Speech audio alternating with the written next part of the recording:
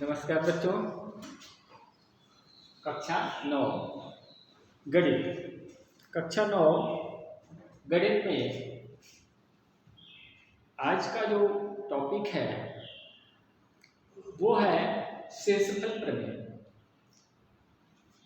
बच्चों, आज आइए हम लोग ये देखते हैं कि जब हम किसी संख्या में किसी संख्या से भाग देते हैं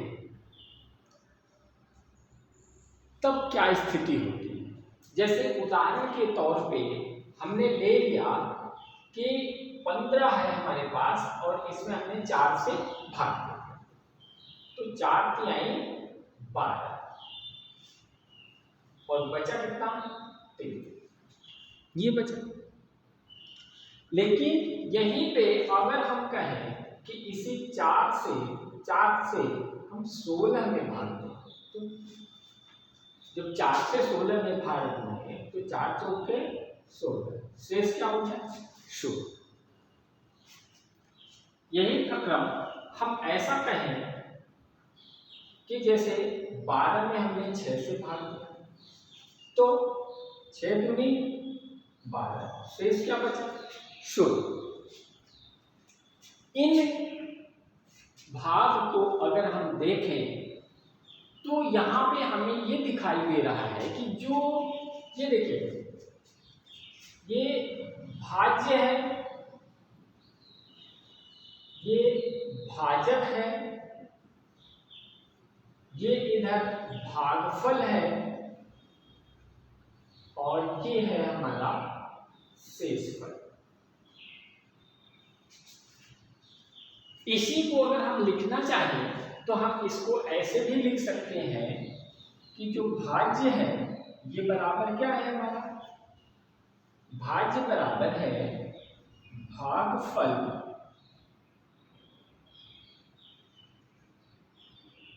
गुणे भाजक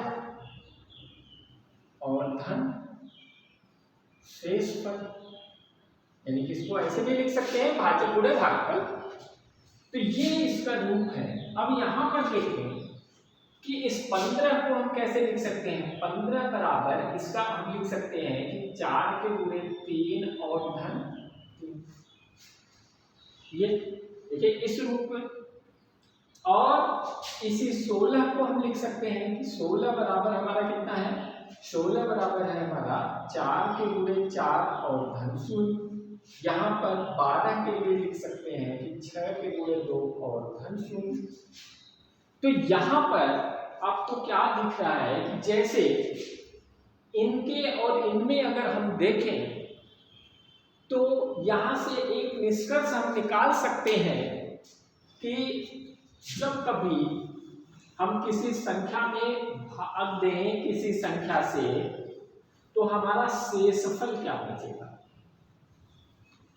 किसी संख्या में अगर किसी संख्या से हम भाग देते हैं तो शेषफल हमारा क्या बचेगा। यहाँ पर देखें तो जब भी हम किसी संख्या में किसी संख्या से भाग देते हैं तो भागफल हमारा उस संख्या से कम बचता है, एक कम बचेगा, एक कम तक बचेगा। यानी कि वो 0 से लेकर के उस संख्या से, जैसे हमने x में a से भाग दिया तो यहाँ कितना बचेगा, a-1 तक शेष बचेगा। यानी कि 0 से लेकर के, जैसे यहाँ पर आपने देखा कि 4 से जब हमने 15 में भाग दिया तो शेष 3 बचा था, लेकिन 4 में जैसे ही उसके एक आगे 16 से भाग दिया तो शेष क्या हो गया 0 आया। तो यहाँ पर देखिए शेषफल की बात हो रही है।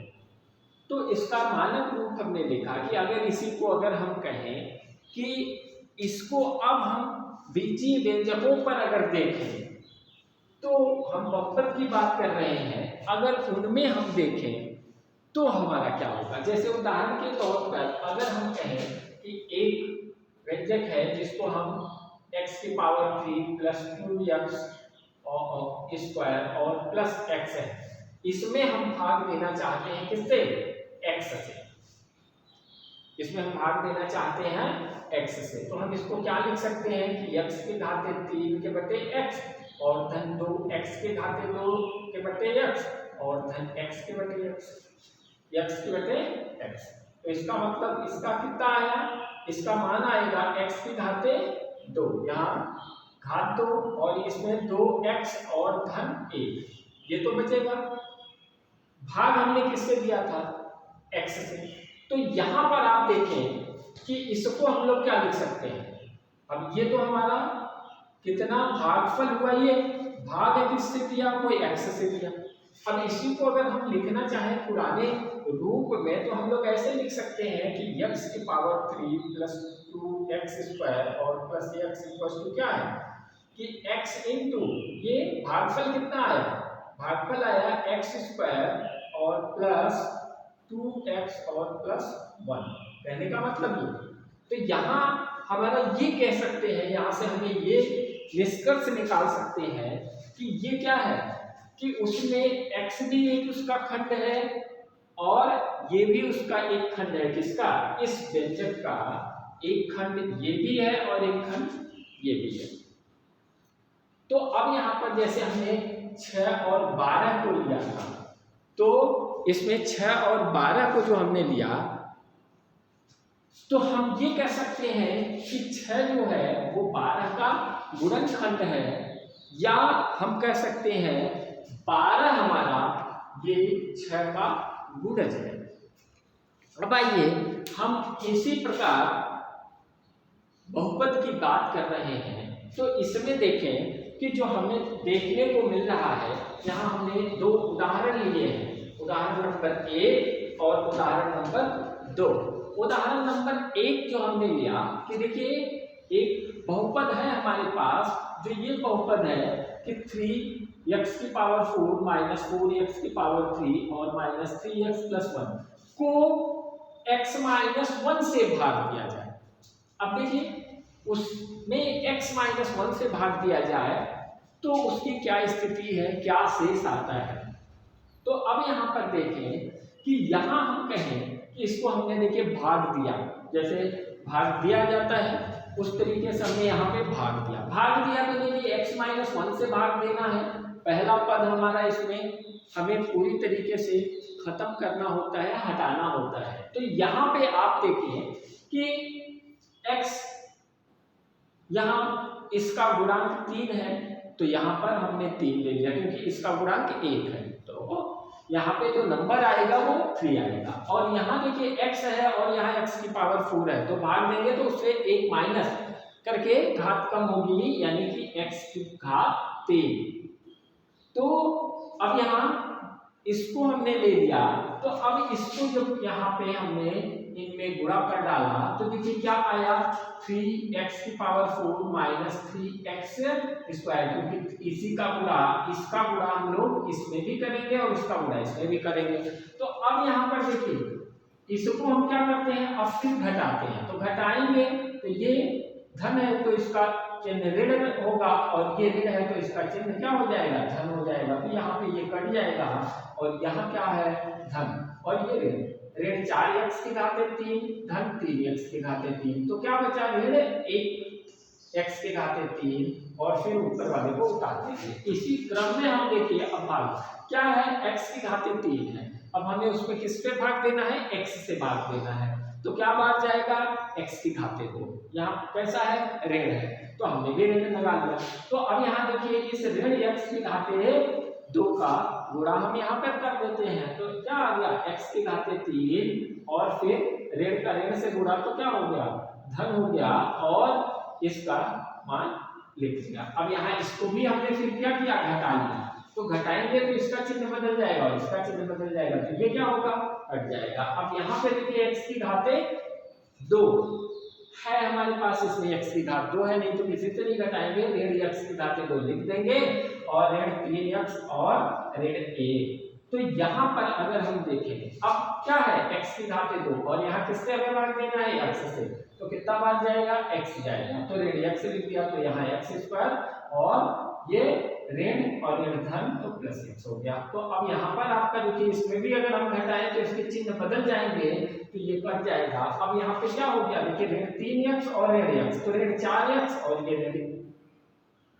1। तो अब यहाँ पर देखिए अब हमारे पास क्या है, ये ऋण 4x है और हमें भाग किससे देना है, x से, तो क्या बचेगा ऋण 4। तो ऋण 4 का यहाँ पे गुणा कर लिया जाए, तो देखिए दोनों पदों में गुणा कर दिया गया, तो ऋण 4x और ऋण क्या हो गया, धन 4। तो अब यहाँ भी चिन्ह बदल दिए, तो ये देखिए कट गया हमारा। अब यहाँ पे क्या आ गया, ऋण 1 और ऋण 4, तो जोड़ दिया तो कितना आ गया, ऋण 5। यानी कि यहाँ शेषफल हमारा, अब देखिए इसको भाग नहीं दिया जा सकता, तो यहाँ शेषफल हमारा कितना आया है, ऋण 5 आया है। तो ये तो है, लेकिन अब इसको हम दूसरे रूप में कैसे हल कर सकते हैं। देखिए यहाँ पर हम कहें कि इसी को हम कहें कि ये हमारा px है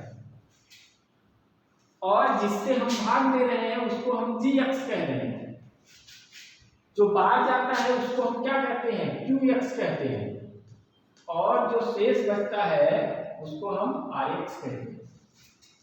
ठीक है, तो अब यहाँ पर कह रहे हैं कि x - 1 का, अब देखिए जिससे हमने भाग दिया है तो ये क्या है, ये है हमारा x - 1। इसका शून्यक क्या है, x - 1 का शून्यक हमारा क्या होगा, x बराबर 1 होगा, यानी कि x का मान 1 होगा। तो अब हम इसमें देखिए px में, यानी कि इसमें क्या x की जगह पे 1 मान रख करके देख लें, तो 1 रख करके भी मान देख रहे हैं, तो यहाँ देखिए धन, ये धन 3 और ये ऋण 3 कट गया, ऋण 1 और ऋण 4, तो 4 ऋण 5 यहाँ पर आया। अब इसी क्रम में अगर हम इस दूसरे उदाहरण को देखें कि एक और उदाहरण है हमारा कि हमें किससे भाग देना है, x की पावर 3 + 1 और इसमें भाग देना है x + 1 से, इसमें भाग देना है। तो अब यहाँ पे क्या, देखिए यहाँ पर भी हमने ये भाग दिया है, तो भाग दिया यानी कि इसको हमें पहले खत्म करना पड़ेगा। तो यहाँ x की पावर 3 है, उसमें हमें x से भाग देना है, तो कितना आएगा, x की पावर 2।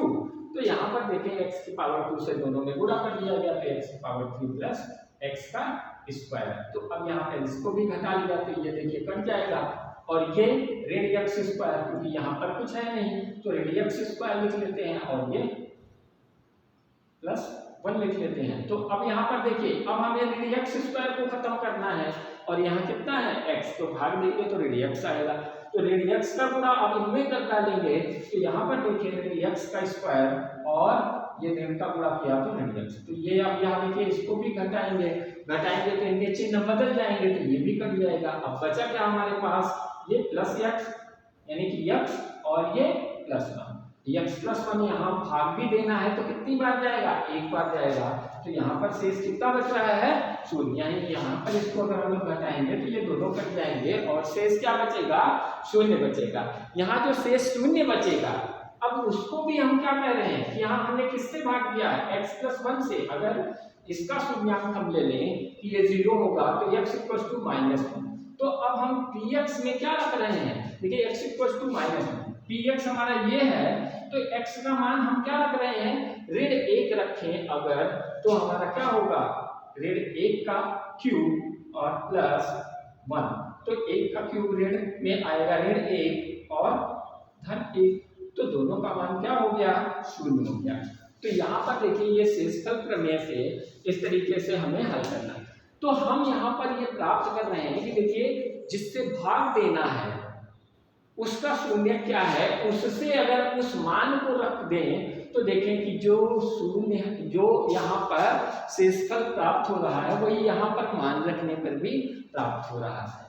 तो हमारी शेषफल प्रमेय जो है वो ये क्या कह रही है कि शेषफल प्रमेय कि अगर मान लीजिए कि px 1 से अधिक या 1 के बराबर घात वाला बहुपद है, यानी कि px जो है हमारा वो क्या है, 1 या 1 से अधिक घात वाला है, बराबर वाला बहुपद है। और अगर हम मान देते हैं कि मान लीजिए a कोई वास्तविक संख्या है, a एक वास्तविक संख्या है, यदि px को, उस px को रैखिक बहुपद x - a